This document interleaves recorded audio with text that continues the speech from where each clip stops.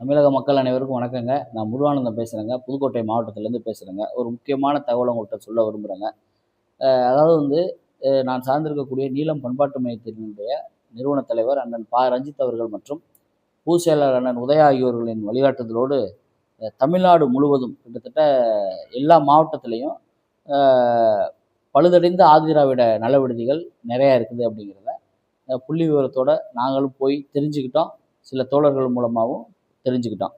அதன் அடிப்படையில் அரசுக்கு நாங்கள் வந்து ஒரு மனுவா செய்யும் பொழுது உரிய ஒரு ஆவணங்களோடு செஞ்சால் தான் அதுக்கு உரிய நடவடிக்கை எடுப்பாங்க. அவங்க அடிப்படையில் அதாவது வந்து மாநில ஆதிதிராவிட மற்றும் பழங்குடியின நலத்துறைக்கும் தேசிய தாழ்த்தப்பட்ட ஆணையத்திற்கும் நீலம் பண்பாட்டு மையம் சார்பில் நாங்கள் மனு கொடுத்தோங்க. 88 ஆதிதிராவிட நல விடுதிகள் மிகவும் பழுதுடன் காணப்படுகிறது. அது எப்போ வேணாலும் இடிஞ்சு விழும். இடிஞ்சு விழுந்தால் நிச்சயமாக அதில் வந்து பயணிக்கக்கூடிய மாணாக்கரின் நலன் பயங்கரமாக பாதிக்கப்படும். அரசுக்கு மிகப்பெரிய ஒரு கெட்ட பேர் ஏற்படுங்கிற ஒரு கோரிக்கையை நாங்கள் அரசுக்கு முன் வச்சோம். அதன் அடிப்படையில் அரசு சார்பில் இன்ன வரலையும் எங்களுக்கு எந்த விளக்கமும் கிடைக்கல. அதனைத் தொடர்ந்து தேசிய தாழ்த்தப்பட்ட ஆணையத்திற்கு நாங்கள் வந்து நீலம் பண்பாட்டு மையம் சார்பில் மனு அளிச்சிருந்தோம். அதன் அடிப்படையில் தேசிய தாழ்த்தப்பட்ட ஆணையம் தமிழக ஆதிதிராவிட நலத்துறைக்கும் அரசு சார்பு செயலாளருக்கு அவங்களுக்கும் வந்து ஒரு நோட்டீஸ் அனுப்பியிருக்கிறாங்க. உரிய விளக்கம் கேட்டு நோட்டீஸ் அனுப்பியிருக்கிறாங்க. தேசிய தாழ்த்தப்பட்ட ஆணையம் நிச்சயமாக ஒரு வழக்கை கையில் எடுத்தால் நிச்சயமாக அந்த வழக்கு வெற்றி பெறும். நிச்சயமாக இந்த 88 ஆதிதிராவிட நல விடுதிகளும் நிச்சயமாக இடிக்கப்படும் அப்படிங்கிறத நாங்கள் உரிய நம்பிக்கிறோங்க.